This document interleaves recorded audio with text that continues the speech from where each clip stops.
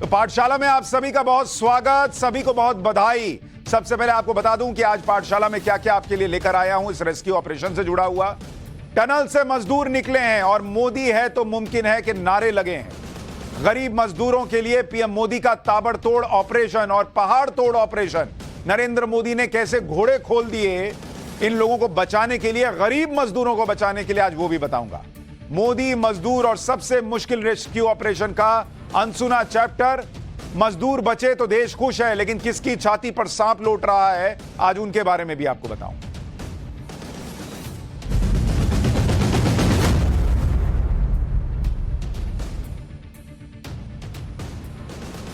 मोदी है तो मुमकिन है कि इतने बड़े चैलेंज के बाद भी देश का सबसे बड़ा रेस्क्यू ऑपरेशन आखिरकार सफल हो गया। 17 दिन की मेहनत रंग लाई है और अब आपको सबसे पहले उस मजदूर की तस्वीर दिखाता हूं जिसे बाहर निकाला गया। सारे 41 मजदूर बाहर निकाल लिए गए, लेकिन यह वो तस्वीर है जिसने लोगों के जुबान पर देशभक्ति के गीत ला दिए, जिसने लोगों के चेहरे पर मुस्कान ला दी जब इस मजदूर को बाहर निकाला गया और लोगों ने देखा कि मजदूर बाहर आ गए। इन मजदूरों के लिए यह दूसरे जन्म को पाने जैसा है। सबसे बड़ी बात यह है कि इन लोगों को न सिर्फ निकाला गया, बल्कि ये सारे लोग सुरक्षित हैं। इनके चेहरे की खुशी आप देखेंगे तो आपको पता चल जाएगा कि इन्हें कैसा महसूस हो रहा है।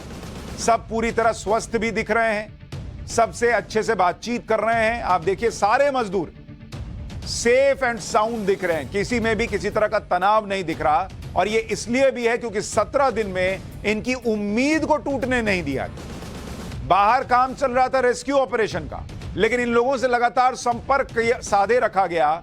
इनको मोटिवेट करने के लिए क्या क्या किया गया वो भी बताऊंगा। इनकी हिम्मत को कैसे बनाकर रखा गया वो भी बताऊंगा। इनको लगातार खाने पीने की चीजें दी गई, इन्हें पूरी उम्मीद बधाई गई कि इन्हें किसी भी तरह से निकाला जाएगा। क्योंकि अमूमन क्या होता है ना, जो गरीब आदमी होता है उसके मन में यह भर जाता है, अरे यार गरीब की जान की कोई कीमत है इस देश में।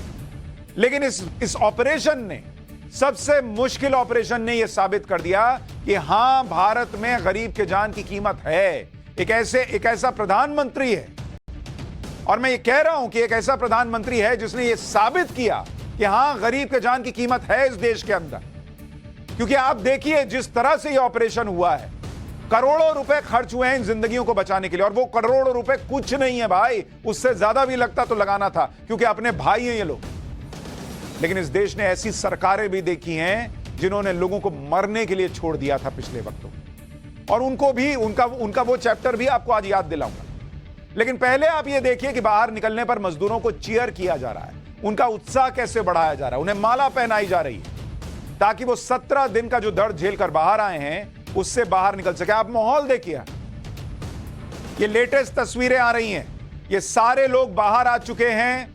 तमाम लोग बाहर आने के बाद ऐसे घुल मिल रहे हैं जैसे अंदर कोई तकलीफ थी ही नहीं। उत्तराखंड के सीएम पुष्कर धामी और केंद्रीय मंत्री वीके सिंह वहां मौजूद हैं, एक एक मजदूर से मिल रहे हैं, उनकी पीठ थपथपा रहे हैं, खुद ताली बजाकर मजदूरों का हौसला बढ़ा रहे हैं। जैसे ही मजदूरों के बाहर निकलने की खबर आई, वहां पर जश्न शुरू हो गया। लोग मोदी है तो मुमकिन है कि नारे लगाने लगे, भारत माता की जय के नारे लगने लगे। सुनिए एक बार वहां क्या माहौल हो गया। मोदी है तो मुमकिन है, मोदी है तो। कल मोदी जी ने भारत की जनता से अपील की थी कि 135 करोड़ जनता 41 लोगों के लिए, हमारे नागरिकों के लिए भगवान से दुआ करो, और भगवान ने वो लोगों की दुआ कबूल। मोदी है तो मुमकिन है, धामी है तो मुमकिन है, मोदी है तो मुमकिन है, मोदी है तो। कल मोदी जी ने बात की। लोग मोदी है तो मुमकिन है के नारे लगा रहे हैं। एक एक करके सभी मजदूरों को बाहर निकाल लिया गया है और उन्हें एम्बुलेंसेस में बैठाकर अस्पताल ले जाएगा। टनल के पास एम्बुलेंस पहले से तैयार रखी हुई थी। मजदूरों को निकालकर एम्बुलेंस के जरिए सीधे अस्पताल ले जाया गया। और इस वक्त प्रधानमंत्री नरेंद्र मोदी का ट्वीट भी आ गया है। यह ट्वीट जरा स्क्रीन पर डालिए, मैं दर्शकों को पढ़कर बताऊं कि प्रधानमंत्री नरेंद्र मोदी ने क्या लिखा है ट्विटर पर। जैसे ही यह ट्वीट आया है, प्रधानमंत्री नरेंद्र मोदी का यह पहला रिएक्शन है। और प्रधानमंत्री नरेंद्र मोदी ने लिखा है कि उत्तरकाशी में हमारे श्रमिक भाइयों के रेस्क्यू ऑपरेशन की सफलता हर किसी को भावुक कर देने वाली है। जरा जूम इन करके दिखाइए। टनल में जो साथी फंसे हुए थे उनसे मैं कहना चाहता हूं कि आपका साहस और धैर्य हर किसी को प्रेरित कर रहा है। मैं आप सभी की कुशलता और उत्तम स्वास्थ्य की कामना करता हूं। यह अत्यंत संतोष की बात है कि लंबे इंतजार के बाद अब हमारे ये साथी अपने प्रियजनों से मिलेंगे। इन सभी के परिजनों ने भी इस चुनौतीपूर्ण समय में जिस संयम और साहस का परिचय दिया है, उसकी जितनी सराहना की जाए वो कम है। मैं इस बचाव अभियान से जुड़े सभी लोगों के जज्बे को भी सलाम करता हूं। उनकी बहादुरी और संकल्प शक्ति ने हमारे श्रमिक भाइयों को नया जीवन दिया है। इस मिशन में शामिल हर किसी ने मानवता और टीम वर्क की एक अद्भुत मिसाल कायम की है। यानी एक ऐसे वक्त में जहां नरेंद्र मोदी को कोसने की पॉलिटिक्स चलती है, नरेंद्र मोदी ने किन दो बातों पर फोकस किया है आपको देखना चाहिए। ये दो लाइनें पढ़िए। उन्होंने कहा है कि मैं बचाव अभियान से जुड़े सभी लोगों के जज्बे को सलाम करता हूं। यानी उन्होंने रेस्क्यू टीम को सारा क्रेडिट दे दिया।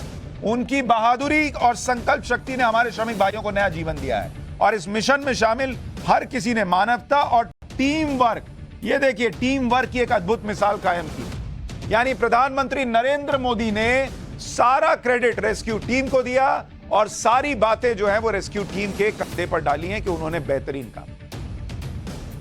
ये होता है एक लीडर। और विपक्ष क्या कर रहा है वो अभी आपको आगे बताऊंगा। लेकिन आप देखिए कैसे मजदूरों को बाहर लाया गया। अब उनका मेडिकल चेकअप होगा, डॉक्टर वहां पर तैयार हैं। अगर किसी को जरूरत पड़ी तो चिनूक हेलीकॉप्टर भी तैयार रखा गया है।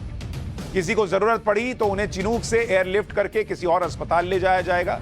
हालांकि किसी को इसकी जरूरत पड़ेगी ऐसा लगता नहीं है जो वहां से तस्वीरें आई हैं उसको देखने के बाद, क्योंकि सभी मजदूर स्वस्थ और सुरक्षित दिख रहे हैं। लेकिन एम्बुलेंसेज 41 मजदूर थे तो 41 एम्बुलेंसेज खड़ी की।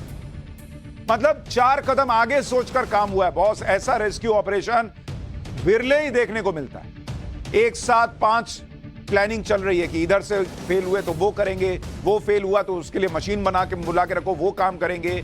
41 मजदूर 41 एम्बुलेंस रखो।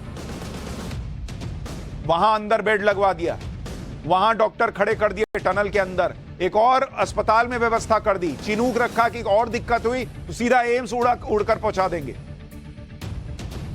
लेकिन आपको यह भी बता दूं कि ये मजदूर इसलिए फिट दिख रहे हैं क्योंकि सुरंग के अंदर इनका पूरा ख्याल रखा।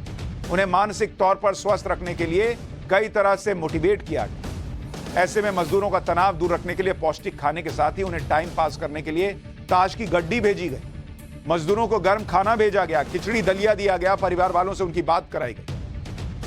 भाई आदमी जब अंदर फंसा रहता है 10 तरह की नेगेटिव चीजें सोचता है। तो नहीं, सबको फिट रखने के लिए भाई तुमको ताश खेलना है, ताश भाई मजदूर कई बार ताश खेलते हैं, उनको ताश भेजा अंदर, उसमें रहो। मजदूर की हर जरूरत का ध्यान रखा गया। उनको चोर पुलिस, 3 पत्ती, रमी जैसे खेल खेलकर खुद को व्यस्त रखने के लिए कहा गया। टनल से मजदूरों को कैसे निकाला गया उसकी तस्वीर भी आपको दिखाता हूं। यह वो पाइप है जो अब आपके स्क्रीन पर आ रहा है, जिसके जरिए मजदूरों का रेस्क्यू किया गया। तस्वीर डाल दीजिए पाइप की। यह है वो तस्वीर। यह करीब 3 फीट की गोलाई की पाइप है और इसी से मजदूर बाहर आए हैं। और आपको यह तस्वीर दिखा रहा हूं जिससे आपको अंदाजा लगे कि कितना मुश्किल यह रेस्क्यू ऑपरेशन रहा है। अभी आगे और डिटेल बताऊंगा। मजदूरों के परिवार वालों की खुशी का अंदाजा कोई नहीं लगा सकता क्योंकि 17 दिन से इनका चैन सुकून सब छिन गया। कई मजदूरों के परिवार वाले वहीं पर लगातार मौजूद थे। आज जैसे ही मजदूरों को बाहर निकाला गया, परिवार वालों की खुशी का ठिकाना नहीं था। जैसे ही मजदूर निकाले जाने लगे, मजदूरों के परिवार वाले शंखनाद करने लगे, वहां लोग जश्न मनाने लगे, लड्डू बंटना शुरू हो गया। अरे भाई उनके लिए तो भाई उनका बच्चा जो है उसको नई जिंदगी मिली है, वो लड्डू नहीं खिलाएंगे तो और क्या करेंगे। यूपी, बिहार, झारखंड, बंगाल जैसे राज्यों के रहने वाले लोग थे। जहां जहां इनके घर हैं उनके घरों में 17 दिन से प्रार्थना चल रही थी। जिस तरह उत्तरकाशी में रेस्क्यू ऑपरेशन चला ऐसा पहले कहीं नहीं देखा गया। आप देखिए दिवाली मननी शुरू हो गई। इन मजदूरों को निकालने का चैलेंज बहुत बड़ा था, लेकिन कैसे प्रधानमंत्री नरेंद्र मोदी ने जमीन आसमान एक किया कि गरीब मजदूरों को किसी भी तरह से निकालना है, यह आज आपको बताऊं। लेकिन पहले यह समझ लीजिए कि इस रेस्क्यू ऑपरेशन में कितना बड़ा चैलेंज था। आप चैलेंज सुनेंगे और समझेंगे तब आपको समझ में आएगा कि नरेंद्र मोदी ने और उनकी टीम ने यह कैसे मुश्किल काम किया। इतना मुश्किल था तभी ना 2 हफ्ते से ज्यादा लगा। आसान होता तो तुरंत हो गया होता। ये मुश्किल ऑपरेशन था, इसलिए बार बार मशीनें फेल हो रही हैं। देश और दुनिया के लोगों की नजर इस रेस्क्यू ऑपरेशन पर लगी हुई कि कब टनल में फंसे मजदूर बाहर आएंगे। लेकिन पीएम मोदी ने तय कर लिया था कि इन्हें किसी भी तरह से बचाना है, और इन्हें बचाने के लिए पीएम मोदी ने केंद्र और राज्य की पूरी मशीनरी लगा दी, और आखिर में इस मेहनत ने कमाल करके दिखाया। अब मैं आगे बढ़ने से पहले किस तरह से यह रेस्क्यू ऑपरेशन हुआ, आपको अपने कुछ सहयोगियों के पास लेकर चलता हूं और आपको दिखाता हूं कि वहां इस वक्त क्या चल रहा है। हमारे सहयोगी राकेश पांडे हमारे साथ जुड़ रहे हैं और बरखा हमारे साथ जुड़ेंगी और दूसरे सहयोगी भी जुड़ेंगे, लेकिन पहले राकेश के पास चलते हैं। राकेश, लाइव तस्वीरें दिखाइए हमारे दर्शकों को, और क्या चल रहा है जरा बताइए। वहां पर 41 सारे मजदूर बाहर आ गए, क्या हुआ जब ये बाहर आए, अभी क्या चल रहा है बताइए।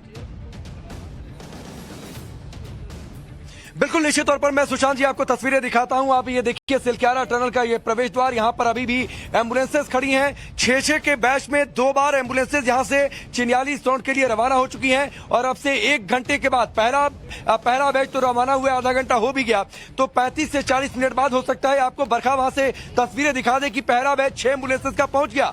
दूसरा बैच अभी 10 मिनट पहले यहां से निकला है। 6 एम्बुलेंस का बाकायदा 2 पुलिस की गाड़ियां उन्हें अपने साथ एस्कॉर्ट करके लेकर गई हैं। अभी भी आप तस्वीर देखिए, अंदर जो आपको व्हाइट कलर का, जो मैं कह रहा था कि एक मेकशिफ्ट टेम्पोररी हॉस्पिटल बनाया गया है, वहां पर करके दो यार, वाइटल्स चेक किए जा रहे हैं, बॉडी वाइटल्स। उन्हें एक्सपर्ट्स उनसे बातचीत कर रहे हैं और फिर उसके बाद उन्हें जैसे ही ग्रीन सिग्नल मिलेगा तो एक और बैच 6 एम्बुलेंसेस के साथ रवाना होगा। बाकी एम्बुलेंसेस देखिए यहां पर स्टैंड बाई मोड पर हैं, और जैसे ही एम्बुलेंसेस यहां से बाहर निकलती हैं, ये जो मेन बैरिकेड्स, सभी यहां पर आसपास के लोग आए हैं। लोग हाथ उठाकर झूमकर उन श्रम वीरों का, उन कर्मवीरों का अभिनंदन करते हैं, स्वागत करते हैं। और बिल्कुल राकेश, मैं आपके पास लौटता हूं। एक बार जल्दी से चलते हैं हमारे सहयोगी आशुतोष के पास, जो मिर्जापुर में मौजूद हैं, जहां पर इस वक्त जश्न का माहौल है, जहां दिवाली मनाई जा रही है क्योंकि उनका अपना बच्चा बच गया है। आशुतोष, आप किस घर में मौजूद हैं, क्या माहौल है, जरा लोगों से बात करके बताइए।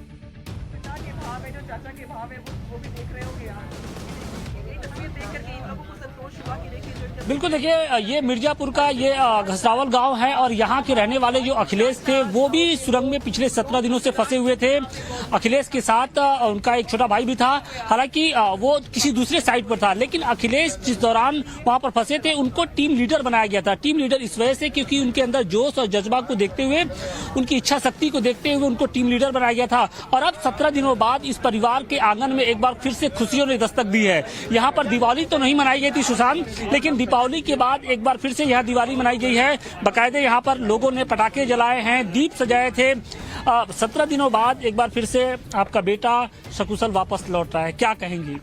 बेटा तो नहीं, मेरे भाई हैं, उन्हीं का बेटा है, लेकिन हम लोगों को बहुत खुशी है कि बेटा निकल गया आज। और हम ही को नहीं, पूरे देशवासियों को खुशी है कि हमारे देश के जो है 41 श्रमिक जो है आज जो है वहाँ सुरंग से निकल गए। 17 दिनों तक जो संघर्ष किया, जो प्रार्थनाएं की, उसे भगवान ने कबूल किया, उसे आपकी प्रार्थनाएं थी, जो दुआ थी, उसको कबूल किया, क्या कहेंगे? हमको जो परिस्थितियां थी, ऐसा लग रहा था कि मेरा रत्न मुझसे दूर जा रहा है। आज मुझे बहुत खुशी मिली है अपने रत्न को प्राप्त करने पर। वो हमारी खुशी का ठिकाना वो अव्यक्त है, हम व्यक्त नहीं कर सकते। वो जो खुशी है हमारे हृदय की। सरकार ने जिस तरीके से इस पूरे अभियान को सरकार का बहुत बहुत धन्यवाद, केंद्र सरकार का भी और उत्तराखंड सरकार का भी, और एनडीआरएफ टीम, साथ साथ आप मीडिया भाइयों का भी बहुत बहुत। ठीक है, हम एक बार राकेश के पास चलेंगे। वो राकेश बता रहे हैं वहां कुछ खबर है। जी राकेश, बताइए। एक तस्वीर आपको सुशांत जी दिखाना है। तस्वीर यह है कि वीके सिंह और मुख्यमंत्री पुष्कर धामी, जरा तस्वीर दिखाइए। जो बगल में बाबा बौखनाग का मंदिर है वहां पर गए हैं, वहां पर उन्हें प्रणाम कर रहे हैं। और जाहिर सी बात है, बाबा बौखनाग को लेकर जिस तरीके से आस्था जो लोगों ने उनके बारे में लेकर बातचीत की, तो बाबा बौखनाग का आशीर्वाद एक बार लेते हुए कि ये रेस्क्यू ऑपरेशन पूरा हुआ है। इस वक्त की सबसे बड़ी तस्वीर आप देखिए, मुख्यमंत्री पुष्कर धामी और साथ ही वीके सिंह आपको तस्वीरों में दिखाई दे रहे होंगे। बाबा बौखनाग को एक बार प्रणाम करके आशीर्वाद लेकर उतरते हुए, और जाहिर सी बात है ये अवसर उनके लिए, ये समय काफी बड़ा, क्योंकि ये रेस्क्यू ऑपरेशन अब सफलता। मैं आपके पास लौटूंगा, क्योंकि अंधेरा बहुत है इसलिए तस्वीरें बहुत साफ नहीं है। लेकिन राकेश बता रहे हैं कि जो वहां पर बाबा बौखनाग हैं, जिनका मंदिर है, जहां पर आज सुबह पूजा अर्चना की गई थी और उसके बाद जो है आज ये रेस्क्यू ऑपरेशन पूरा हुआ है, उनको जनरल वीके सिंह और मुख्यमंत्री पुष्कर सिंह धामी भी प्रणाम करने गए हैं कि सब बाबा की कृपा से ठीक हो गया। लेकिन किस तरह से ये रेस्क्यू ऑपरेशन चैलेंजिंग रहा, ये आप इस बात से समझिए कि अलग अलग तरीके अपनाए गए। एक तरीका नहीं चला तो दूसरा तरीका अप्लाई किया, दूसरा नहीं चला तो तीसरा अप्लाई किया। 6-7 तरीके से ड्रिलिंग करके मजदूरों तक पहुंचने और उन्हें निकालने का रास्ता बनाने की कोशिश हुई। जैसे अगर आप देखेंगे, हॉरिजॉन्टल ड्रिलिंग की गई। अमेरिकन ऑगर मशीन की मदद से सिलक्यारा की तरफ से हॉरिजॉन्टल बोरिंग का काम हुआ। ऑगर मशीन की मदद से करीब 47 मीटर लंबा पाइप टनल के अंदर डाला जा चुका, लेकिन फिर अचानक बोल्डर और सरिया आने की वजह से ऑगर मशीन से ड्रिलिंग का काम रोकना पड़ा। सिलक्यारा वाली साइड के अलावा टनल पिछले हिस्से की तरफ से भी मेन टनल में 480 मीटर की खुदाई के लिए हॉरिजॉन्टल बोरिंग का काम शुरू हुआ। फिर वर्टिकल ड्रिलिंग भी की गई। हॉरिजॉन्टल ड्रिलिंग में अड़चन आने के बाद वर्टिकल ड्रिलिंग के प्लान पर भी अमल शुरू किया गया, जिसके तहत सिलक्यारा की तरफ से टनल के ऊपर पहाड़ी की चोटी से 87 मीटर की ड्रिलिंग करके प्लान था।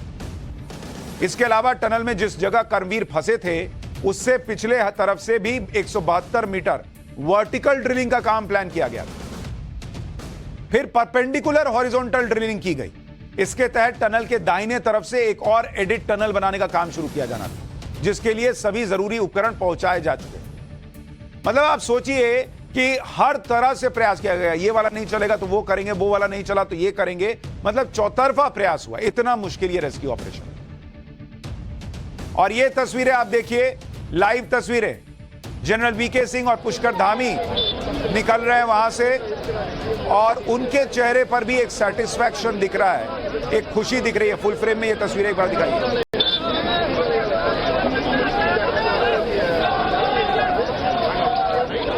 ये तस्वीरें देखिए।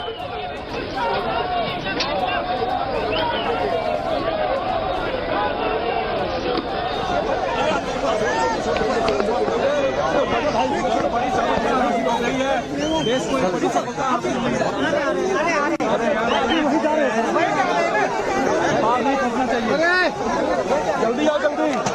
कौन सी बात फंसा हुआ है यार? अभी तो कुछ रिएक्शन वो दे नहीं रहे, आगे बोलेंगे तो आपको दिखाऊं। लेकिन सुरंग या गुफा में इस तरह के रेस्क्यू ऑपरेशन आसान नहीं होते। आप याद करिए कि साल 2018 में थाईलैंड की एक घटना आई थी, जब 13 बच्चे गुफा में 18 दिन के लिए फंस गए।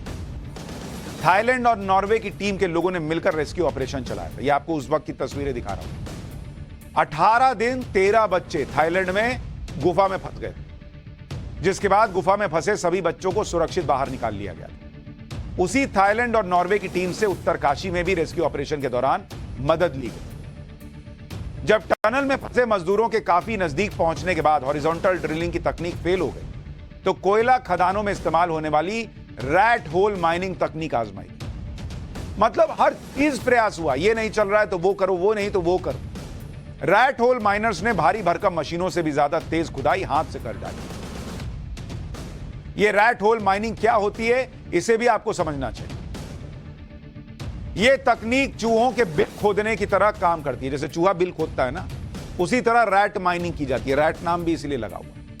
इस तकनीक से माइनिंग करने वाले लोग 4 फीट की खुदाई करके ऐसे गड्ढों में उतरते हैं जहां सिर्फ एक इंसान के जाने की जगह हो। इसके बाद रैट होल माइनिंग में खुदाई करने वाले वर्कर कोयला निकालने के लिए गड्ढे से एक संकरी सुरंग बनाते हुए खदान के अंदर जाते हैं। जैसे जैसे सुरंग की खुदाई का काम आगे बढ़ता जाता है, ये रैट माइनर्स रस्सियों और तसले की मदद से कोयला बाहर भेजते जाते हैं। रैट माइनर्स सुरंग खोदने के लिए छेनी, हथौड़ी और दूसरे औजारों का इस्तेमाल करते हैं। जो लोग रैट होल माइनिंग का काम करते हैं, उन्हें दुर्गम पहाड़ों को काटकर अंदर जाने का अच्छा खासा अनुभव होता है। रैट माइनर्स के इसी अनुभव का फायदा सिलक्यारा टनल में फंसे मजदूरों को मिला, क्योंकि रैट होल माइनिंग में एक्सपर्ट लोगों की टीम मलबे को चीरते हुए मजदूरों तक रास्ता बनाने में कामयाब हुई। सिलक्यारा टनल में रैट होल माइनिंग के तहत 3 चरणों में काम किया। एक शख्स खुदाई करता। अब प्रेस कॉन्फ्रेंस होने वाली है, आपको अभी सुनाऊंगा वो क्या बोलते हैं, लेकिन उसके पहले सुनिए कि रैट होल माइनिंग में क्या हुआ। सुनिए, बोल रहे हैं मुख्यमंत्री, सुनिए।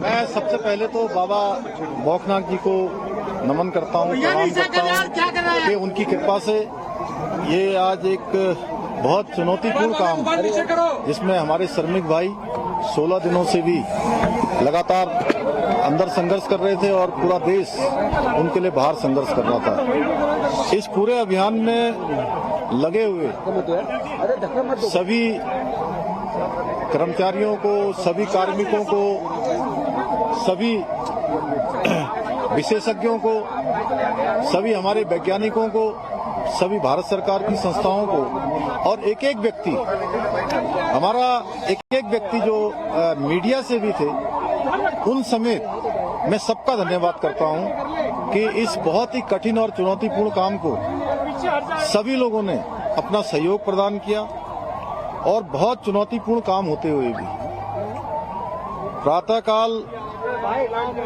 और शाम दोनों टाइम हमारे प्रधानमंत्री आदरणीय मोदी जी लगातार इस रेस्क्यू अभियान की हमसे सभी लोगों से लगातार जानकारी करते थे, लगातार अपना जो सहयोग देना था, जो उनका एक संबल था और उनका जो एक सहयोग और हम लोगों को जो भरोसा था और जो उन्होंने, मैं कहूं व्यक्तिगत रूप से उन्होंने मुझे एक काम भी दिया हुआ था, ये ड्यूटी दी थी कि किसी भी तरीके से इन सबका समन्वय करते हुए बाहर निकालना है। तो उनका अगर संबल न होता, उनका इतना जिस प्रकार से आज भारत सरकार की सारी हमारी एजेंसियां इस काम में लगी, तो निश्चित रूप से जो कठिन काम भी हमारे लिए आसान हो गया। मैं उनका भी धन्यवाद करता हूं कि और अभी भी उन्होंने, जैसे ही हमारे सभी श्रमिक भाई बाहर आए, उनका अभी दूरभाष पर फोन आया था और उन्होंने कहा कि सभी को मेडिकल उनका चेकअप ठीक से करना है, उनके परिजनों की सबकी कुशल क्षेम जानी, उनकी चिंता करनी है, उनके घरों तक ले जाने की उनकी व्यवस्था करनी है। सभी प्रकार से उन्होंने संपूर्ण चिंता करने का काम किया है। हमारे और भी सभी लोग इस काम में लगे हुए थे और विशेषकर से उत्तराखंड के हमारे सभी देवी देवताओं का भी मैं उनको भी नमन करता हूं कि उन्होंने बहुत काम किया। हमारे राष्ट्रीय जो सड़क परिवहन मंत्रालय है उसमें आदरणीय गडकरी जी भी बीच में आए, उन्होंने भी यहाँ पर हर तरीके से इसको देखा और हमारे जनरल बीके सिंह जी, इनका मैं विशेष रूप से सबकी तरफ से और उत्तराखंड वासियों की तरफ से इनका मैं धन्यवाद इसलिए करता हूं कि एक कैंप बनाकर लगातार यहाँ पर रहे और एक दिन भी इन्होंने यहाँ से कभी ये नहीं सोचा कि मैं यहाँ से कहीं बाहर जाऊं और इस कठिन काम को लोगों को लगातार संबल प्रदान करने का काम, उनको प्रोत्साहन करने का काम और पूरा हमारा जहाँ सभी एजेंसियां लगी हुई थी वहीं पीएमओ के भी सभी अधिकारी अपने अपने तरीके से इस पूरे अभियान को अपना सहयोग प्रदान कर रहे थे, योगदान प्रदान कर रहे थे। आगे आने वाले समय में हम ये जो जितने भी हमारे इस प्रकार के टनल उत्तराखंड के अंदर चल रहे हैं उन सभी की समीक्षा भी करेंगे और वैसे तो भारत सरकार ने इसमें सेफ्टी ऑडिट कर दिया है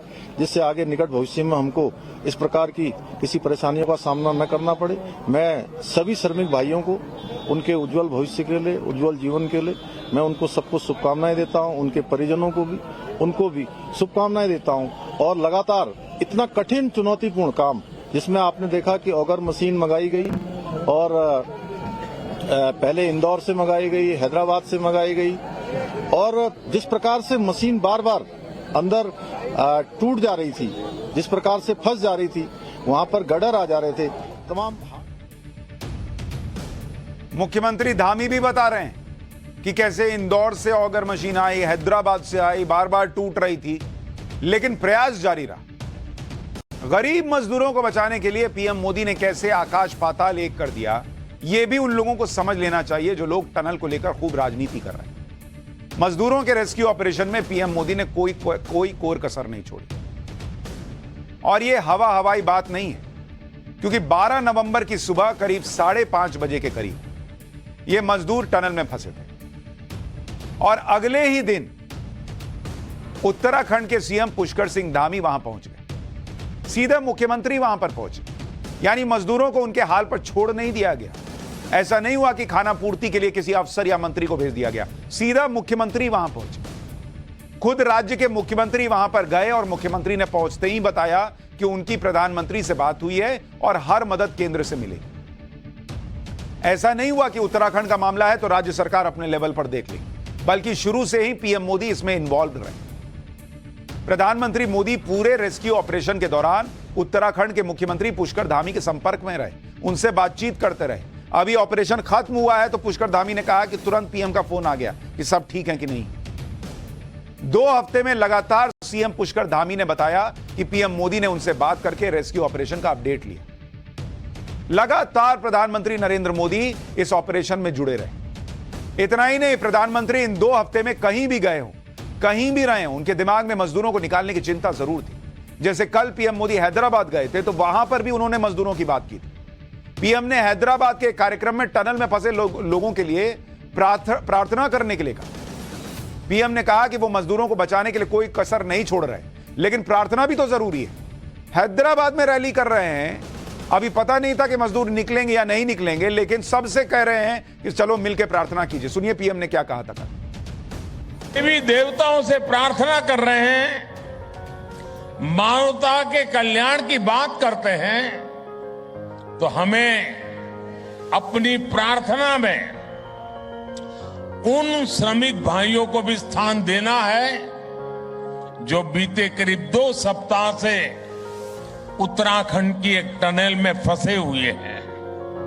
सरकार और तमाम एजेंसियां मिलकर उन्हें संकट से बाहर निकालने में कोई कोर कसर बाकी नहीं छोड़ रही है, लेकिन इस राहत और बचाव अभियान को हमें बहुत सतर्कता से ही पूरा करना है। इस अभियान में प्रकृति हमें लगातार चुनौतियां दे रही है, लेकिन हम डटे हुए हैं, 24 घंटे प्रयास कर रहे हैं। हमें प्रार्थना करनी है उन श्रमिकों के सकुशल निकलने के लिए और जल्द से जल्द निकलने के लिए। हमें हिम्मत देनी है, हौसला देना है उन श्रमिकों के परिवार को कि पूरा देश आपके साथ है। देव दीपावली का हर दीप, कोटि दीपोत्सव का हर दीप उस टनल में फंसे श्रमिकों के जीवन में जल्द से जल्द प्रकाश लाए, हम सभी की यही प्रार्थना है। एक तरफ आप प्रधानमंत्री नरेंद्र मोदी की सीरियसनेस देखिए कि इतनी व्यस्तता के बाद भी उन्होंने मजदूरों को बचाने के लिए जो चीजें हो रही थी उन्हें प्राथमिकता पर रखा। खुद लगातार सीएम धामी से बात करते हैं। और इस देश में विपक्षी पार्टियां ऐसी हैं जो इसमें भी पॉलिटिक्स कर रही हैं कि नरेंद्र मोदी खुद क्यों नहीं गए। अरे बॉस, नरेंद्र मोदी चले जाएंगे, वहां पर रेस्क्यू ऑपरेशन चल रहा है, एक प्रधानमंत्री जाएंगे, उनके साथ इतना सिक्योरिटी वगैरह तमाम चीजें होंगी। उन्होंने अपने लोग भेजे हैं, सारे लोग लगा दिए, पीएमओ भेज दिया वहां पर, और प्रधानमंत्री चले जाएं। ये पीएमओ के लोगों की तस्वीरें हैं। प्रधानमंत्री ने अपना पूरा कार्यालय वहां पर भेज दिया कि जाइए आप लोग देखिए और कोऑर्डिनेट कीजिए ढंग से कैसे होना है। क्या पीएम वहां पे जाके सुबह से रात तक वहीं बैठे रहते हैं और उसके बाद ये अफसर क्या करते? सिक्योरिटी किसके लिए लगी होती? पीएम की सुरक्षा में ना लगी होती। लेकिन कुछ लोगों को समझ ही नहीं आता नरेंद्र मोदी के विरोध के नाम पर कि नहीं, मोदी जी पहले दिन से वहीं चल जाते हैं, वहीं बैठे रहते। अरे चलिए मान लीजिए वो नहीं गए, उनकी टीम तो गई, आप लोग क्यों नहीं गए? राहुल गांधी किसी के परिवार से मिलने क्यों नहीं गए? जितने लोग अंदर फंसे थे उनमें से किसी के परिवार से ही मिलने चले जाते। जब शुरुआत में कुछ दिन के बाद कुछ कामयाबी नहीं मिली तो पीएम ने पीएमओ की टीम वहां भेजी थी। 18 नवंबर यानी हादसे के 6 दिन के अंदर पीएमओ की एक टीम वहां पहुंच गई प्रधानमंत्री कार्यालय में। पीएमओ की इस टीम में कई एक्सपर्ट थे, बड़े अधिकारी थे, पीएम के पूर्व सलाहकार मौजूद थे। पीएमओ की जो टीम भेजी गई उसमें पीएमओ में पूर्व सलाहकार भास्कर खुलबे थे। भास्कर खुलबे ने ही बद्रीनाथ और केदारनाथ जैसे पीएम के ड्रीम प्रोजेक्ट का काम देखा है। डिप्टी सेक्रेटरी लेवल के अधिकारी मंगेश घिल्डियाल को भेजा गया। इस टीम को भेजने का एक मकसद तो यह था कि ग्राउंड पर जाकर देखा जाए कि हो क्या रहा है।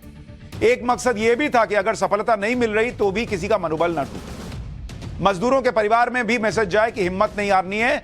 खुद प्रधानमंत्री मोदी इसमें लगे हुए बचाने में। पीएमओ की टीम को ग्राउंड पर भेजने का रिजल्ट भी दिखा। कोई चीज करनी है, आपको ये तो चिंता नहीं करनी है कि भाई इसका अप्रूवल मिलेगा नहीं मिलेगा। सीधा हिसाब है कि अप्रूवल मिलेगा ही जब प्रधानमंत्री की टीम खड़ी है, भाई तो खटाखट चलो बुलाओ, अगर मशीन ये वाली टूट गई दूसरी मंगाओ। अच्छा ऐसे नहीं आएगी, एयरफोर्स का प्लेन लो उससे मंगा। ये था पीएमओ की टीम का वहां होने का असर। पीएमओ की टीम पहुंचने के साथ ही रेस्क्यू के 5 प्लान पर एक साथ काम शुरू हो गया। इसके बाद 19 नवंबर को पीएम मोदी ने परिवहन मंत्री नितिन गडकरी को मौके पर भेजा। फिर 27 नवंबर यानी कल प्रधानमंत्री के प्रिंसिपल सेक्रेटरी पीके मिश्रा वहां पहुंच गए। इससे सबको हिम्मत मिली कि पीएम पूरी तरह लगे हैं और मजदूरों को कुछ नहीं होने दिया जाए। इन 2 हफ्ते में पीएम मोदी ने केंद्रीय परिवहन राज्य मंत्री जनरल वीके सिंह को भी बीच बीच में कई बार रेस्क्यू ऑपरेशन की स्थिति देखने के लिए भेजा। जनरल वीके सिंह 16 नवंबर को टनल में बचाव का काम देखने के लिए गए। उसके बाद से 7-8 बार वो वहां पर जा चुके हैं। आज भी जनरल वीके सिंह वहां पर दिखे। कुछ लोग इस बात को लेकर राजनीति कर रहे हैं कि पीएम खुद ग्राउंड पर क्यों नहीं गए। बॉस, ऐसा जरूरी नहीं कि प्रधानमंत्री मोदी जब ग्राउंड पर आते तभी सरकार की सीरियसनेस दिखती, और प्रधानमंत्री मोदी वहां चले भी जाते तो उसके बदले उससे क्या बदलता जब पीएम मोदी खुद वहां पहुंचकर खुदाई तो करने नहीं लगते, मजदूरों को निकालने तो नहीं लगते। लेकिन अपनी कमी प्रधानमंत्री ने नहीं होने दी, अपने लोग वहां भेजे और तुरंत निर्णय होने दिया। ड्रिलिंग के लिए जो विदेशी मशीन चाहिए थी वो मशीनें मुहैया करवाई गई।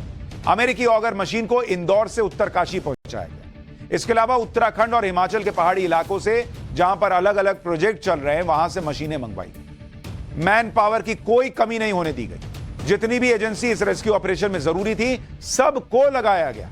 सेना को लगा दिया गया, एयरफोर्स के हरक्यूलीज और ग्लोब मास्टर विमान लगाए गए, अमेरिकी ऑगर मशीनें उत्तरकाशी पहुंचा दी गई। और जो लोग आज सवाल उठा रहे हैं कांग्रेस पार्टी के और विपक्ष के, उन्होंने अपने राज्य में क्या किया था रेस्क्यू ऑपरेशन, अभी आगे बताऊंगा, सुनिएगा जरूर। लेकिन यहां नरेंद्र मोदी सरकार ने बीआरओ के जवानों को लगाया ताकि जल्द से जल्द मशीनें पहुंचाने के लिए सड़कें बनाई जा सके। रातों रात सड़कें तैयार की गई। रातों रात रेस्क्यू टीम ने थाईलैंड की उस रेस्क्यू कंपनी से संपर्क किया जिसने थाईलैंड की गुफा में फंसे बच्चों को बाहर निकाला था। नॉर्वे की एनजीआई एजेंसी से संपर्क किया गया जिससे सुरंग के भीतर ऑपरेशन में विशेष सुझाव लिए जा सके। 20 नवंबर को एक इंटरनेशनल एक्सपर्ट आर्नल्ड डिक्स को बुलाया गया। वो लगातार पिछले 7-8 दिन से वहीं लगे हुए थे। इन बातों को सुनकर किसी को भी ऐसा लगेगा कि बॉस लग रहा है कोई बहुत बड़ा वीवीआईपी अंदर फंस गया है।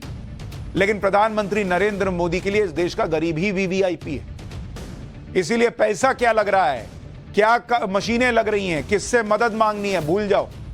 बचाओ सबको, अपने देश के गरीबों को बचाओ। ऐसा रेस्क्यू ऑपरेशन देखें कभी। लेकिन इसके बावजूद राजनीति किस लेवल पर हो रही थी वो देखिए, क्योंकि वहां 2 हफ्ते से टनल में 41 लोगों की जान फंसी थी। हर कोई सोच रहा था कि इन्हें कैसे निकाला जाए, लेकिन यहां कुछ लोगों को इसमें भी मजाक सूझ रहा था, पॉलिटिक्स सूझ रही थी। कांग्रेस ने पीएम मोदी की एक फोटो बनाकर ट्विटर पर पोस्ट की और इसमें प्रधानमंत्री को टनल के सामने हरी झंडी लिए खड़ा दिखाया। कांग्रेस के आधिकारिक हैंडल से यह फोटो पोस्ट करके लिखा गया कि कुछ कैमरे वगैरह लगवाएं तो साहब के दर्शन हो जाएं। बॉस, ये पॉलिटिक्स है, ये कोई राजनीति का लेवल है। मतलब आदमी घर में अगर कोई ऐसा संकट आ जाए तो देख के घर में भी लड़ाई झगड़ा देखकर होता है। पॉलिटिक्स के लिए कुछ नहीं है मर्यादा। मजाक उड़ाना है उड़ाइए, लेकिन जिस वक्त लोगों की जान खतरे में है, जिस वक्त टनल में फंसे 41 लोगों को निकालने की फाइनल कोशिशें चल रही हैं, जिस वक्त रेस्क्यू ऑपरेशन फाइनल स्टेज में है और नरेंद्र मोदी सरकार ने घोड़े खोल रखे हैं, तमाम कोशिशें कर दी हैं कि बॉस कैसे भी बचाना है, उस वक्त इन लोगों के छाती पे सांप लौट रहा है कि कल को ये निकल आएंगे तो नरेंद्र मोदी को क्रेडिट चला जाएगा। तो ये फोटो लगा दो कि मोदी जी तो फोटो खिंचाने नहीं गए क्योंकि वहां पर कैमरा नहीं था। राहुल गांधी जो खेत में जाके किसानों के साथ फोटो खिंचाते हैं, वो नासा का सैटेलाइट फोटो खींचता है। वो पानी में कूद के अपना 6 पैक ऐप दिखाते हैं और चिंदी मीडिया कूदने लगती है, उनके पत्रकार लिखने लगते हैं वाह राहुल जी के 6 पैक। वो क्या नासा का कैमरा आता है लेने? वहां कैमरा साथ में नहीं जाता है। ऐसे वक्त में कौन मजाक करता है बॉस? टनल में फंसे लोगों को निकालना मजाक नहीं था और इसीलिए इस पार्टी की यह दुर्गति होती है चुनावों में। लोकसभा में इनकी सीटें देखे जब ये नरेंद्र मोदी से आमने सामने होते हैं, इनका क्या हाल होता है। इसीलिए होता है क्योंकि पब्लिक को भी लगता है बॉस ये कोई समय है। इन लोगों ने तो संवेदनहीनता के हर लेवल क्रॉस कर दी, क्योंकि हर बार नरेंद्र मोदी को टारगेट करना है तो ये तो कुछ भी कर देते हैं। लेकिन मजदूरों की जान की बात, गरीबों की जान की बात, उसमें भी आप मजाक उड़ा रहे हैं। कम से कम मजदूरों के बारे में ही सोच लेते, मजदूरों के परिवारों के बारे में सोच लेते। नरेंद्र मोदी को टारगेट करने के और मौके मिल जाते बॉस। लेकिन ये कोई बात नहीं होती कि जब रेस्क्यू चल रहा है उस पर इस तरह की राजनीति हो। राजनीति का एक मिनिमम लेवल तो बना के रखना चाहिए। क्या मोदी विरोध ने आपको इतना संवेदनहीन बना दिया कि आप ना मौका देखते हैं ना हालात को समझते हैं? वर्ल्ड कप की हार के दौरान भी कांग्रेस पार्टी ने क्या किया था जब राहुल गांधी टीम इंडिया की हार के लिए पीएम मोदी को पनौती कहने लगे? पब्लिक देखती है बॉस। लेकिन मोदी विरोध की राजनीति करनी है तो कुछ भी कहा जा रहा है। कांग्रेस तो मोदी विरोध को लेकर अलग ही लेवल पर चली गई। कांग्रेस की प्रवक्ता हैं सुप्रिया श्रीनेत। इन्होंने कहा कि 17 दिन से 41 लोग फंसे हुए हैं, उन पर कोई ध्यान नहीं दिया गया। प्रचार मंत्री रैलियों में व्यस्त थे। जब धीरे धीरे 4 राज्यों में चुनाव प्रचार खत्म होने को आया, तब टनल में फंसे लोगों के रेस्क्यू ऑपरेशन की कुछ बातें सुनाई देने लगी। गाजे बाजे के साथ मीडिया वहां पर यह दिखाने पहुंच गया कि बचाव का काम कैसे हो रहा है। यह चर्चा नहीं हुई कि इस सुरंग की क्या वायबिलिटी है, कौन सी कंपनी बना रही है, उसका क्या ट्रैक रिकॉर्ड है, क्या पहाड़ों में इस तरह के स्ट्रक्चर बनने चाहिए। सुना है टनल के बाहर हलचलें बढ़ गई हैं। लगता है प्रचार थमने के बाद महामानव भी फ्री होकर पहुंचने वाले। महामानव, इस तरह की बात हो रही है बॉस। पहली बात तो यह समझ लीजिए कि यह जो कहा जा रहा है कि जब चुनाव प्रचार खत्म हो गया तो गाजे बाजे के साथ मीडिया यह दिखाने पहुंच गया बचाव का काम कैसे हो रहा है, तो यह बात ही गलत है। मीडिया दिखा रहा है और कम से कम टाइम्स नाउ नवभारत तो पहले दिन से वहां है और दिखा रहा है। अब कांग्रेस को दिखाई नहीं दिया तो वो अलग बात है, क्योंकि आप चुनाव में बिजी थे। खुद हमारी टीम यानी नवभारत की पूरी टीम पहले दिन से वहां डटी हुई है। 3-3, 4-4 रिपोर्टर वहां दिन रात मेहनत करके पल पल की जानकारी दे रहे थे। दूसरी बात यह समझ लीजिए कि यह जो कहा जा रहा है कि चुनाव प्रचार खत्म हो गया तब टनल में फंसे लोगों के रेस्क्यू की कुछ बातें सुनाई देने लगी हैं, तो यह बात भी गलत है, क्योंकि पहले दिन से पूरा सिस्टम जुटा हुआ है। ऑगर मशीन क्या आसमान से टपका था अगर सब चुनाव में बिजी थे? ये चिनूक विमान क्या जमीन फाड़ के निकला है क्या? ये इतने पीएमओ की टीम, सीएम की टीम, मुख्यमंत्री, जनरल वीके सिंह सब वहां पर क्या आपने फोटो भेज दिए थे? रेस्क्यू ऑपरेशन में कोई कसर नहीं छोड़ी गई, ये सबको पता है। जो मुमकिन था वो किया गया, जो मुमकिन नहीं हो सकता था वो भी ट्राई किया गया। जो भी एजेंसी हो सकती थी उसे रेस्क्यू में लगाया गया। जो मशीनें लगानी थी वो मशीनें लगाई गई। जितने लोग लगाने थे लगाए गए। ये सब एक दिन में नहीं हुआ, 2 हफ्ते से ये लगातार चल रहा है। अब किसी को ये सब दिखाई नहीं दिया तो ये उसकी गलती है, क्योंकि वो जो कर रहे हैं वो पब्लिक को दिखाई दे रहा है। और उसके बाद कहते हैं कि भाई हमको जो है इस तरह से वोट नहीं आते क्योंकि ईवीएम हैक हो गया। इधर ये सब चल रहा था, उधर कुछ लोग टनल वाले मामले में अडानी का नाम भी जोड़ने लगे और अफवाह फैलाने लगे कि टनल बनाने वाली कंपनी से अडानी का कनेक्शन है। लेकिन अडानी ग्रुप ने क्लियर किया कि यह सब अफवाह है, झूठी बातें हैं, उनका सुरंग के मामले से कोई लेना देना नहीं है। अडानी ग्रुप ने कहा कि कुछ लोग अडानी ग्रुप को उत्तराखंड में हुए टनल हादसे से जोड़ रहे हैं। अडानी ग्रुप इसकी निंदा करता है, जो भी लोग इसके पीछे हैं उनकी भी आलोचना करता है। अडानी ग्रुप यह साफ करता है कि उनके ग्रुप की कोई भी कंपनी का टनल के निर्माण में डायरेक्ट और इनडायरेक्ट कोई इन्वॉल्वमेंट ही नहीं है। अडानी ग्रुप ने यह भी साफ किया कि टनल बनाने वाली कंपनी में उनकी कोई हिस्सेदारी नहीं। आप सोचिए किस लेवल की पॉलिटिक्स इस देश में हो रही है कि मजदूर फंसे, वो बच के निकलेंगे या नहीं, इससे ज्यादा इनकी चिंता है कि टनल किसने बनाया और कहीं से अडानी का कनेक्शन मिल जाए तो मोदी पे ठोक दे। राजनीति करने वाले अपना काम कर रहे हैं, लेकिन इससे पीएम मोदी को कोई फर्क नहीं पड़ता। वो भी अपना काम कर रहे हैं। पूरा देश देख रहा है कि पीएम मोदी ने टनल में फंसे इन मजदूरों की जान बचाने के लिए कैसे जी जान लगा दी। इस मिशन के लिए पीएम मोदी ने केंद्र सरकार के 11 डिपार्टमेंट्स को काम पे लगाया। 11 डिपार्टमेंट। इसके लिए मशीनों की सप्लाई के लिए एयरफोर्स से लेकर देश भर में टनल बनाने वाली अलग अलग एजेंसीज के अधिकारी और इंजीनियर्स की टीमों को उत्तरकाशी बुलवाया गया। इतनी एक्सपर्ट टीमों के अलावा ऑस्ट्रेलिया से टनल एक्सपर्ट के नाम से मशहूर आर्नोल्ड डिक्स को भी बुलवाया गया, जिन्होंने 2018 में थाईलैंड में एक टनल में फंसे 13 बच्चों की जान बचाई थी। पीएम मोदी ने इन गरीब मजदूरों को बचाने के लिए पूरी जान, ताकत, पैसा सब लगाया। और दूसरी तरफ कांग्रेस ने आज से 39 साल पहले हजारों लोगों की मौत के गुनहगार को अपनी सरकारी गाड़ी और प्लेन में बैठाकर देश से भगाया था। उन्होंने भी रेस्क्यू ऑपरेशन किया था। लेकिन कांग्रेस के जमाने में रेस्क्यू ऑपरेशन उसका हुआ जिसकी वजह से भारतीय लोगों की जान गई। आज आपको भोपाल गैस कांड में कांग्रेस का वो सच बताऊंगा जिसे सुनकर आप हैरान रह जाएंगे। क्योंकि जिन लोगों को लग रहा है कि अरे नरेंद्र मोदी ने तो कुछ नहीं किया और कर भी दिया तो क्या एहसान कर दिया, क्या बड़ी बात कर दी, एहसान तो नहीं किया लेकिन बड़ी बात तो की है। क्यों, ये आपको समझ में आएगा जब मैं आपको बताऊंगा कि दिल्ली से किस बड़े नेता ने भोपाल के सीएम को फोन करके हजारों लोगों के हत्यारे का रेस्क्यू ऑपरेशन किया था। आज वही कांग्रेस एक तस्वीर को वायरल करके पीएम मोदी के खिलाफ एजेंडा चला रही है। एक तरफ पीएम मोदी के देश के सबसे गरीब तबके से आने वाले इन मजदूरों को बचाने के लिए पिछले 17 दिन से रेस्क्यू ऑपरेशन को पर्सनली देख रहे थे। पीएम मोदी गरीब की परवाह करना जानते हैं, इसलिए इस रेस्क्यू ऑपरेशन पर करोड़ों रुपए पानी की तरह खर्च करें ताकि इन गरीब मजदूरों को बचाने में कोई कमी न रहे। लेकिन दूसरी तरफ कांग्रेस है जिसके जमाने में गुनहगारों का रेस्क्यू ऑपरेशन करवाया गया। 1984 में हुए भोपाल गैस कांड के जिम्मेदार वॉरेन एंडरसन को तब की कांग्रेस सरकार ने सुरक्षित बचाकर देश के बाहर भेज दिया। और यह अजीब संयोग है कि भोपाल गैस कांड को लेकर एक नई वेब सीरीज आजकल चर्चा में है जिसका नाम है द रेलवे मैन, नेटफ्लिक्स पर आई हुई है। इस सीरीज में गैस कांड के दौरान भोपाल स्टेशन पर मौजूद रेलवे कर्मचारियों ने किस तरह लोगों की जान बचाई थी यह भी दिखाया गया। लेकिन इसमें यह भी आरोप लगते हैं कि दिल्ली में बैठे रेलवे मंत्रालय के लोगों ने भोपाल की जरूरत के हिसाब से मदद नहीं पहुंचाई। तो जो लोग आज उत्तरकाशी में मदद पहुंची नहीं पहुंची इसका सवाल जवाब कर रहे हैं, फोटो खिंचवाई नहीं खिंचवाई इसका सवाल जवाब कर रहे हैं, उन्होंने अपने जमाने में किसको मदद पहुंचाई? आपको यह जानकर हैरानी होगी कि गैस कांड की खबर सुनते ही उस समय के मध्य प्रदेश के मुख्यमंत्री अर्जुन सिंह, कांग्रेस के बड़े नेता, भोपाल छोड़कर वो खुद को रसायनों के नुकसान से बचाने के लिए भोपाल से दूर केरवा बांध महल चले गए। यह था उस समय का कांग्रेस का रेस्क्यू ऑपरेशन कि मुख्यमंत्री खुद चले गए भाग के दूसरी जगह।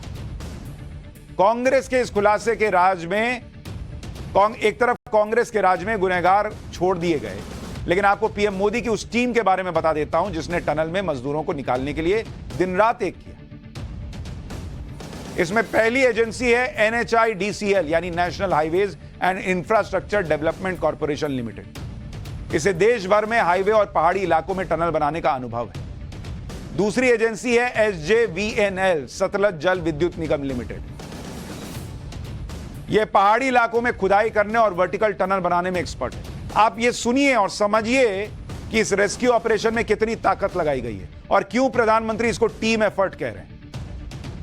तीसरी एजेंसी लगाई गई THDCL यानी Tehri hydro development corporation limited. इसे डैम बनाने के लिए पहाड़ों की खुदाई करने और रास्ता बनाने का अनुभव। रेल विकास निगम लिमिटेड को लगाया गया, यह रेल नेटवर्क बिछाने के लिए और पहाड़ी इलाकों में हॉरिजॉन्टल ड्रिलिंग करने में expert. ONGC oil and natural gas corporation को लगाया गया। इस कंपनी को समंदर और जमीन से कच्चा तेल निकालने के लिए वर्टिकल ड्रिलिंग करने का बहुत अच्छा एक्सपीरियंस। बॉर्डर रोड ऑर्गेनाइजेशन लगाई गई BRO, यह पहाड़ी इलाकों में सड़क और सुरंग बनाने में एक्सपर्ट है, इसलिए इन्हें भी इस मिशन के लिए बुला लिया गया। एयरफोर्स लगी देश के अलग अलग इलाकों से बड़ी बड़ी ड्रिलिंग मशीनों को ट्रांसपोर्ट करने के लिए। इंडियन आर्मी लगाई गई, भारतीय सेना के जवानों ने मशीनों को टनल तक पहुंचाने का काम किया। DRDO लगाई गई, defence research and development organisation, advance technical support जैसे रोबोट्स की मदद पहुंचाई गई। जहां इंसानों का पहुंचना असंभव था वहां तकनीकी मदद पहुंचाई। PMO प्राइम मिनिस्टर ऑफिस के लोग लगे रेस्क्यू ऑपरेशन के लिए पल पल का अपडेट पीएम मोदी को देने और हर जरूरत की चीज को जल्द से जल्द उपलब्ध करवाने के लिए ये PMO के लोग तैनात रहे। इसके अलावा NDRF और SDRF की टीमें भी 24 घंटे तैनात रहे। आप सोचिए कितना बड़ा यह रेस्क्यू ऑपरेशन था। कोई डिपार्टमेंट नहीं छोड़ा गया कि कल को यह अफसोस हो कि यार उससे एक बार मदद मांग ले। इस दौरान पीएम मोदी उत्तराखंड के सीएम से लगातार संपर्क में रहे ताकि रेस्क्यू ऑपरेशन के लिए हर जरूरी सामान को उपलब्ध करवाया जा सके। लेकिन कांग्रेस को सब में मजाक दिखाई दे रहा है। लेकिन अब आपको याद दिलाता हूं कि 1984 में कांग्रेस के राज में भोपाल गैस ट्रेजेडी में क्या हुआ, जिसमें हजारों लोगों की तड़प तड़प कर मौत हो गई। भोपाल की सड़कों पर लाशों का अंबार लग गया, अस्पताल मरीजों से भर गए, शमशानों में अंतिम संस्कार के लिए लंबी लाइनें लग गई, बहुत से लोग हमेशा के लिए विकलांग हो गए लेकिन तब दिल्ली से भोपाल तक बैठी कांग्रेस सरकार ने इस कांड के असली गुनहगार को जेल भेजने की बजाय उसका रेस्क्यू ऑपरेशन करके देश से सुरक्षित बाहर भेज दिया। 3 दिसंबर 1984 की रात भोपाल की यूनियन कार्बाइड फैक्ट्री से जहरीली गैस लीक हुई। इस गैस ने पूरे भोपाल को अपनी चपेट में ले लिया, जिससे सरकारी आंकड़ों के मुताबिक 3,787 लोगों की मौत हुई, लेकिन इसमें 15,000 से ज्यादा लोग मारे गए कहा जाता है। उस समय यूनियन कार्बाइड कंपनी का सीईओ वॉरेन एंडरसन था, जिसने इस गैस कंपनी में लीकेज को लेकर मिल रही शिकायतों को नजरअंदाज किया था। इस घटना के बाद वॉरेन एंडरसन को लेकर पूरे भोपाल में गुस्से का माहौल था। तब दिल्ली और मध्य प्रदेश की कांग्रेस सरकार ने वॉरेन एंडरसन को 7 दिसंबर 1984 को भोपाल से सुरक्षित निकालकर अमेरिका भेज दिया था। और भाई वो वॉरेन एंडरसन था, अमीर आदमी, तो उसका रेस्क्यू ऑपरेशन हुआ। यहां एक नरेंद्र मोदी सरकार है जो गरीब मजदूरों का रेस्क्यू ऑपरेशन कर रही है, क्योंकि वो अपने देश के लोग। ये फर्क है रेस्क्यू ऑपरेशन का। तब राजीव गांधी देश के प्रधानमंत्री और अर्जुन सिंह मध्य प्रदेश के मुख्यमंत्री हुआ करते थे। एंडरसन को बचाने के लिए कांग्रेस सरकार ने अपनी सरकारी कार और प्लेन उपलब्ध करवाई थी, ताकि एंडरसन को सुरक्षित बचाकर अमेरिका भेजा जा सके। आपको वो तस्वीर भी दिखाता हूं कि जिसमें भोपाल गैस कांड के जिम्मेदार वॉरेन एंडरसन को जेल में भेजने की बजाय तब की कांग्रेस सरकार ने उन्हें बचाकर अपनी सरकारी कार में बिठाकर पहले भोपाल के एयरपोर्ट पहुंचा। ये देखिए, सरकारी कार में गया था भाई, लाल बत्ती लगी है ऊपर। और फिर मध्य प्रदेश सरकार अपने सरकारी विमान से एंडरसन को दिल्ली भेजती, ताकि दिल्ली से उसे सुरक्षित अमेरिका भेजा जा सके। यह 7 दिसंबर 1984 की तस्वीर है, जिसमें तब के भोपाल के कलेक्टर मोती सिंह की सरकारी गाड़ी में बैठाकर वॉरेन एंडरसन को भोपाल एयरपोर्ट लाया गया।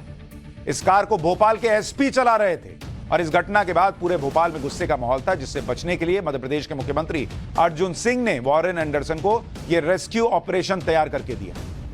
आपको जानकर हैरानी होगी कि अर्जुन सिंह तो सिर्फ दिल्ली के आदेश पर सारा काम कर रहे थे, क्योंकि यह आदेश उनको तब के प्रधानमंत्री राजीव गांधी से मिला था। यह कार वॉरेन एंडरसन को भोपाल से लेकर दिल्ली तक और फिर दिल्ली से अमेरिका तक सुरक्षित भेजने का पूरा काम राजीव गांधी के कहने पर किए जाने का आरोप है। और अगर तब की कांग्रेस सरकार वॉरेन एंडरसन को गिरफ्तार कर लेती तो मारे गए लोगों के परिवार को इंसाफ और पूरा हर्जाना दिलवाया जा सकता था। लेकिन आज वही कांग्रेस एक तस्वीर के जरिए पीएम मोदी का मजाक उड़ा रही है कि क्या ही रेस्क्यू ऑपरेशन हो रहा है। बॉस, कम से कम देश के गरीब मजदूर का रेस्क्यू ऑपरेशन हो रहा है, और देश के हर गरीब को मैसेज गया है इस रेस्क्यू ऑपरेशन के बाद कि गरीब के जान की भी कीमत है। पीएम मोदी को लेकर यह भी माहौल बनाया जा रहा है कि वो इस रेस्क्यू ऑपरेशन के दौरान उत्तरकाशी नहीं। अरे भाई, सुरक्षा कारणों से पीएम मोदी का हर जगह पहुंचना संभव नहीं, और अगर वो जाते तो रेस्क्यू टीम और वहां पर जो लोग काम कर रहे थे उनको असुविधा ही होती, क्योंकि बाकी पूरा अमला वहां लग जाता। लेकिन उनका काम और निर्देश तुरंत पहुंच जाते। इस रेस्क्यू ऑपरेशन के लिए पीएम मोदी ने अपने मंत्री वीके सिंह को तैनात किया हुआ है। पुष्कर धामी वहां पर पिछले कई दिनों से टनल में थे। पल पल का अपडेट मिल रहा। रेस्क्यू ऑपरेशन को लेकर पीएम मोदी का काम करने का अपना एक अलग तरीका है। वो हादसे वाली जगह पर अपने किसी न किसी मंत्री को भेजते हैं, किसी जिम्मेदार व्यक्ति को भेजते हैं, ताकि राहत और बचाव का काम तेजी से चल सके। और यह ना सोचना पड़े कि यार ये करें ना करें, किस अधिकारी से पूछे। पुराना वाला हिसाब नहीं है। जैसे आपको याद होगा कि इसी साल जून में उड़ीसा के बालासोर में एक रेल हादसा हो गया, जिसके बाद पीएम मोदी ने अपने रेल मंत्री अश्विनी वैष्णव को तुरंत बालासोर भेजा, ताकि रेल हादसे में घायल लोगों को मदद पहुंचाई जा सके। रेल मंत्री कई दिनों तक बालासोर में घायलों की मदद करते रहे। ये तस्वीरें सबने देखी। इसी तरह पिछली साल रूस यूक्रेन युद्ध के दौरान यूक्रेन में फंसे भारतीय स्टूडेंट्स को बचाने के लिए उन्हें एयरलिफ्ट करवाया गया, और इसके लिए पीएम मोदी ने जनरल वीके सिंह को यूक्रेन भेजा था। इसी तरह से दूसरे मामलों में कभी एस जयशंकर को, जो विदेश मंत्री हैं, उनको लगाया गया, कभी किसी दूसरे व्यक्ति को लगाया गया। यानी जब देश से जुड़े लोगों का मसला हो, देश का मसला हो, तो प्रधानमंत्री नरेंद्र मोदी पूरी जिम्मेदारी अपने हाथ में रखते, और उनके वहां जाने से अफरा तफरी ना हो, किसी को असुविधा ना हो रेस्क्यू में, तो अपने बड़े बड़े अधिकारियों को, लोगों को लगा देते हैं, ताकि डिसीजन टाइम पर हो और रिजल्ट मिल सके। और आज देश देख रहा है कि कैसे इन 41 मजदूरों को बचाया गया। हमारे साथ एक श्रमिक इस वक्त जुड़ गए हैं, अखिलेश, जो कि टनल से बाहर आए हैं। अखिलेश जी, बहुत बहुत स्वागत आपका।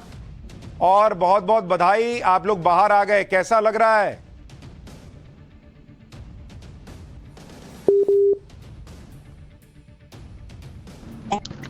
अखिलेश भाई सुन रहे हैं?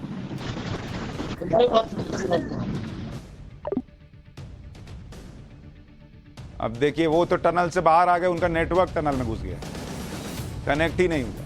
अभी फिर बात करने का प्रयास करेंगे, लेकिन आपको जो ये तस्वीरें दिखा रहा हूं, जो जानकारी दे रहा हूं, उसको अगर आप जब देख रहे हैं तो आपको अंदाजा लगेगा कि देश ने कितना बड़ा काम किया है। देश ने किया है बॉस।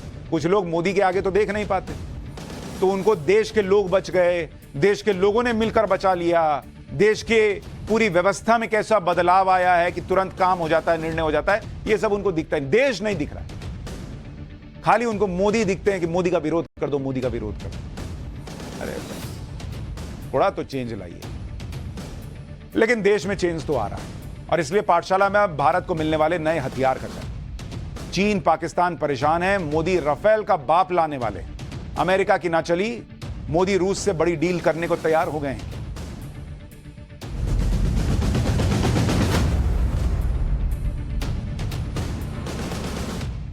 ऐसे वक्त में जब सभी नेता 5 राज्यों के चुनाव में लगे, प्रधानमंत्री मोदी ने बेंगलुरु में HAL यानी हिंदुस्तान एरोनॉटिक्स लिमिटेड के अपने दौरे में स्वदेशी लड़ाकू विमान तेजस में उड़ान भरकर सबको हैरान कर दिया। हमेशा की तरह विरोधी अपने अपने तरीके से इस उड़ान को लेकर नैरेटिव सेट करने में जुट गए, लेकिन पीएम मोदी अच्छी तरह से जानते हैं कि भारतीय वायुसेना को पिछले काफी समय से आधुनिक फाइटर जेट्स की कितनी जरूरत है, और इसके लिए पीएम ने तेजस में उड़ान के साथ ही बेंगलुरु में HAL की मैन्युफैक्चरिंग हब का भी निरीक्षण किया।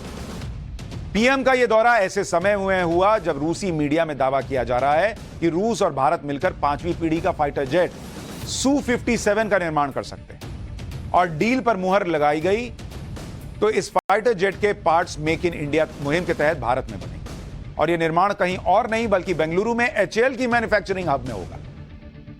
दुबई में पिछले दिनों हुए एयर शो में Su-57 को बनाने वाली कंपनी ने 5वीं पीढ़ी के इस फाइटर जेट को लेकर बड़ा बयान दिया। कंपनी के मुताबिक रूस Su-57 के ज्वाइंट प्रोडक्शन को लेकर अपने पार्टनर से बातचीत कर रहा है। रूस उन देशों में जेट के पार्ट्स बनाने वाले प्लांट्स लगाएगा जो इसके खरीदार हैं, और इनमें भारत का नाम टॉप पर है। दरअसल यूपीए के दौर में भारतीय वायुसेना को आधुनिक फाइटर जेट से लैस करने को लेकर कोई काम नहीं हो पाया। पीएम मोदी ने फ्रांस से राफेल जेट खरीदकर इस कमी को कुछ हद तक तो पूरा किया, लेकिन अब भी भारतीय वायुसेना को 5th जनरेशन के फाइटर जेट की जरूरत है, क्योंकि राफेल तो 4th जनरेशन फाइटर जेट, और कांग्रेस के राज में वो 4th वाला भी नहीं था, और नरेंद्र मोदी ताबड़तोड़ तरीके से 4th वाला ला रहे थे तो उसमें भी लोग अड़ंगा लगा रहे थे। लेकिन पीएम मोदी देश को रक्षा क्षेत्र में आत्मनिर्भर बनाना चाहते हैं, इसलिए 5th जनरेशन के फाइटर जेट के लिए भारत ऐसी डील करना चाहता है जिससे मेक इन इंडिया मुहिम को भी मजबूती मिले। ऐसे में माना जा रहा है कि जल्दी ही रूस और भारत के बीच Su-57 की डील फाइनल हो सकती है, जिसकी खबर से चीन और अमेरिका क्यों परेशान हो गए, इसकी वजह भी आप जानिए। असल में रूस का पांचवी पीढ़ी का fighter jet Su-57 multi role jet है। ये आप तस्वीरें देखिए Su-57। इसे इस तरह से डिजाइन किया गया है कि ये हर तरह के हवाई, जमीन और पानी में मौजूद टारगेट को तबाह कर सकता है। Su-57 में स्टील्थ टेक्नोलॉजी का इस्तेमाल हुआ है, जिसकी वजह से दुश्मन के रडार इसे पकड़ ही नहीं पाते। साथ ही इसमें AI यानी आर्टिफिशियल इंटेलिजेंस से लैस एक शक्तिशाली ऑन बोर्ड कंप्यूटर फिट किया गया है, जिसे इस फाइटर जेट का सेकंड पायलट भी कहा जा सकता है, क्योंकि यह सिस्टम पायलट के कुछ कामों को आसान कर देता है, जिसे हथियारों को लॉन्च करना भी शामिल। आप देखिए ना कितना शानदार प्लेन है, देख के ही लग रहा है कि बॉस ये तो बहुत ताबड़तोड़ चीज। Su-57 की खूबियों के बारे में आगे बताऊंगा, पहले ये जान लीजिए कि दुनिया में कितने देश 5वीं पीढ़ी के फाइटर जेट तैयार करते हैं। दरअसल अमेरिका F-35 और F-22, चीन J-20 और रूस Su-57 बना चुका है। ये सारे 5th जनरेशन के फाइटर जेट।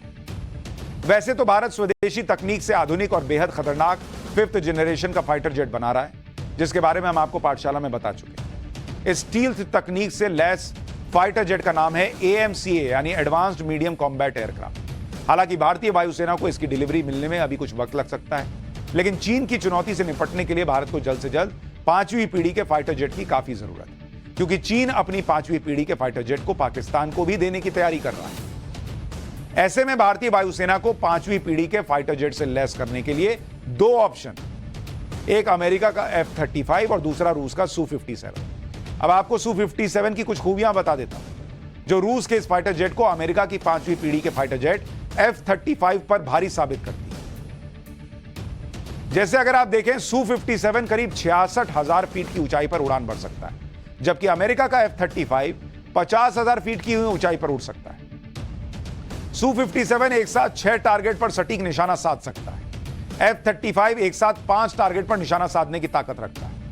Su-57 7,500 किलो से ज्यादा वजन के हथियार लेकर उड़ान भर सकता है। F-35 8,160 किलो वजन के हथियार लेकर उड़ान भर सकता है। Su-57 का टेक ऑफ वेट 35,000 किलो है।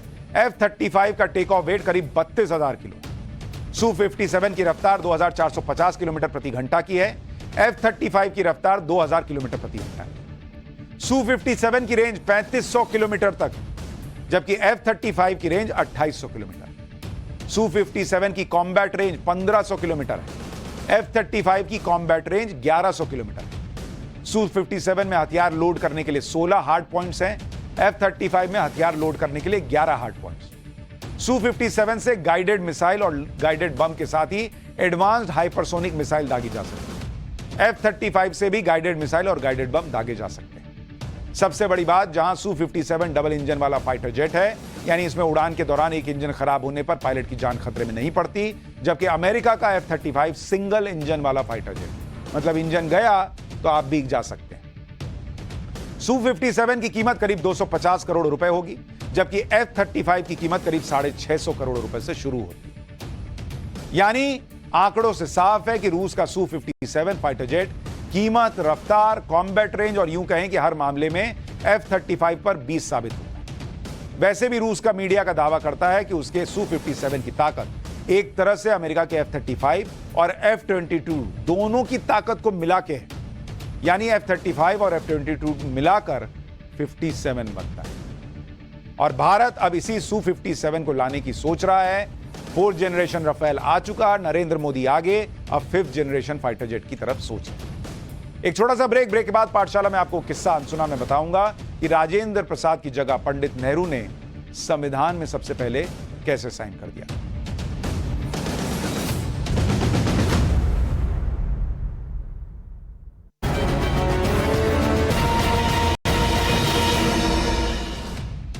पाठशाला में अब किस्सा अनसुना। आजादी मिलने के बाद देश को चलाने के लिए संविधान तैयार किया जा चुका था। संविधान को लागू करने के लिए इसकी मूल प्रति पर संविधान सभा के सभी सदस्यों के हस्ताक्षर किए गए। सबसे पहला हस्ताक्षर संविधान सभा के अध्यक्ष के तौर पर डॉक्टर राजेंद्र प्रसाद को करना था, लेकिन संविधान की मूल प्रति में सबसे पहले नंबर पर पंडित जवाहरलाल नेहरू का हस्ताक्षर दिखता है। आज संविधान की मूल प्रति पर पहले नंबर पर पंडित नेहरू के हस्ताक्षर से जुड़ा अनसुना किस्सा। दरअसल 24 जनवरी 1950 को संविधान सभा की आखिरी मीटिंग थी। इस दिन संविधान को स्वीकार किया गया। इसके लिए संविधान सभा के अध्यक्ष डॉक्टर राजेंद्र प्रसाद ने संविधान की 3 प्रतियां असेंबली के पटल पर रखी। डॉक्टर राजेंद्र प्रसाद ने संविधान सभा के सभी सदस्यों से संविधान की मूल प्रति पर हस्ताक्षर कर उसे स्वीकार करने का निवेदन किया। आगे राजेंद्र प्रसाद ने कहा कि वैसे तो सभी सदस्य अपनी बैठक के मुताबिक बारी बारी आकर हस्ताक्षर करें, लेकिन जवाहरलाल नेहरू की पब्लिक ड्यूटी का हवाला देते हुए राजेंद्र प्रसाद ने उन्हें सबसे पहले हस्ताक्षर करने के लिए कहा। इसके बाद जवाहरलाल नेहरू ने संविधान की मूल प्रति पर अपने हस्ताक्षर किए। कहा जाता कि पंडित नेहरू को दूसरे नंबर पर हस्ताक्षर करना था, लेकिन उन्होंने गलती से सबसे ऊपर साइन कर दिया। बाद में जब राजेंद्र प्रसाद साइन करने आए तो उनसे संविधान की अनुसूचियों के जिक्र और पंडित नेहरू के साइन के बीच बची जगह पर ही साइन करने के लिए कहा गया, ताकि ऐसा लगे कि मूल प्रति पर राजेंद्र प्रसाद ने ही पहले साइन किया। इसलिए आज भी जब संविधान की मूल प्रति को गौर से देखेंगे तो पंडित नेहरू का साइन पहले नंबर पर दिखता है, लेकिन उसके ठीक ऊपर अनुसूचियों का जिक्र पूरा होते ही तिरछी लाइन में एक और हस्ताक्षर है, जो और किसी का नहीं बल्कि संविधान सभा के अध्यक्ष डॉक्टर राजेंद्र प्रसाद।